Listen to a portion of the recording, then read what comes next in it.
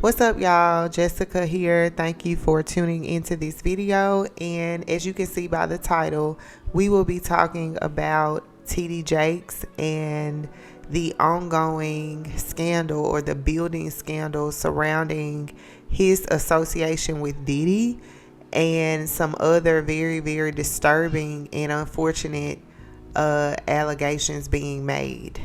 So I want to kind of talk about it from a prophetic standpoint. If you were able to watch my previous video where I talked about this, I shared a prophet by way of Tough News TV's channel, and some of the things that she was saying about TD Jakes I felt were being exposed by Tough News TV. But you can go to my channel and check that video out. But since I came across that story, because that was my first time hearing it. Since then, of course, the algorithm is showing me more things about TD Jakes, and I'm seeing that there have been several prophetic videos regarding him. However, the one that I used in my previous video is the only ones that I have seen. So I want to focus specifically on this particular prophet and one video in particular called TD Jakes Prophecy, Death is His Judgment by the Lord. And this video is being shared by Celestial of the Master's Voice Prophecy blog. And I've not looked at her website if she has one. I am just going straight to her YouTube channel, and I saw this. Now, as I mentioned, my first time hearing of this story was last week through Tough News TV in a video that he posted. And this particular prophecy is actually from September 13th, 2022. It was uploaded the next day. So the Lord gave her the word September 13th, or that's when she recorded it, and she uploaded it to YouTube the next day. And I want to encourage you to watch the full video. It's very powerful. And if you are a believer, I think there are things that we can all glean from it and apply in our own lives to know that God is real. His word is real. And this is what sets spirituality apart. A lot of people are focusing on like you'll have some people that say, oh, this is a ritual, or he must have messed up, or blah blah blah blah blah. But there's actually something larger going on. These are the things that show me that the Bible is real. Not only is it a history book, it is a prophetic book. And just as there were prophets in those times, that we have them now. So I really, again, want to encourage you to watch that full video. So what I will be speaking about is what I feel like is the fulfillment of the prophecy that she was given, or the prophecy that she gave. I don't know the correct way to say it, but you know what I mean. I want to, not only for my own personal faith walk journey, I want to document the fulfillment of this prophecy, the fulfillment of this judgment. I want to document that. So that's my goal with this video and the ones to come, to show that this prophecy was real. Because in my spiritual life, I have struggled with believing. I really struggle with believing, like, what to believe. Is this real? Is this true?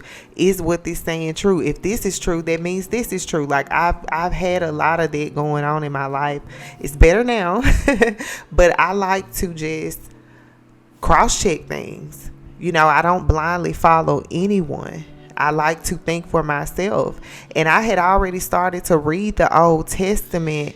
And as I was watching her video, as you will see in the one that I posted, as I was watching her video, I immediately was going back in my mind to things that stood out to me in my own reading, because I realized that I needed to read it for myself.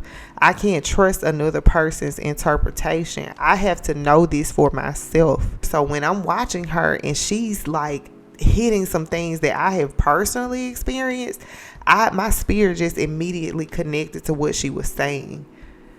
So I am wanting to document it and to track it so that I will know that my discernment was right. And then hopefully, to help someone else in their journey. So that's what I'll be doing with this video. Just pretty much tracking that, okay, this woman spoke this, she said this, and look, now this is happening. So that's what I want to do. I want to talk about the specifics of what she said and kind of document what I've been seeing so far as I've paid attention to this particular story. So one of the things that she said was that TD Jakes will die in scandal and legal battles, that God is going to shame him and expose the details of his sexual infidelity to his wife, his children, and the world. She said that he is a member of the LGBT community. He is also a and not interested in women, and that God is going to expose his scandals with boys and young men. And there was a distinction that she made in the prophecy between boy and youth, and why she used the different terminology. But she said that God has shown her that he has been with boys and youths. Now, this is, of course, alleged. I am just recapping what she has said in that prophecy.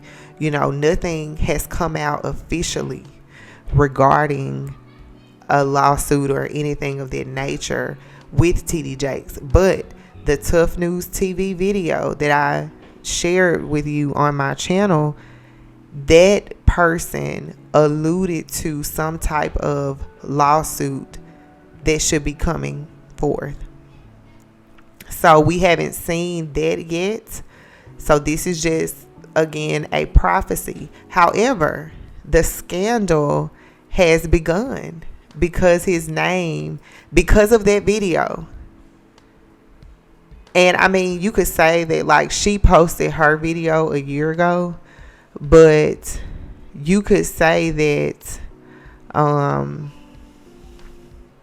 the scandal is just now starting because of the video that was shared on Tough News TV with the email, saying, hey, this is what we heard as a result of Diddy being exposed. So people are starting to not only make this connection between TD Jakes and Diddy, but there's another element to that. And that is that there are some young men who are allegedly going to come out with some evidence that they were abused or in some type of sexual relationship or whatever you want to call it sexually with him. So the scandal is starting, but a lot of people are missing that part of it. That it's not just that he was at Diddy's parties and a pastor shouldn't be there. There is a lot more going on with this.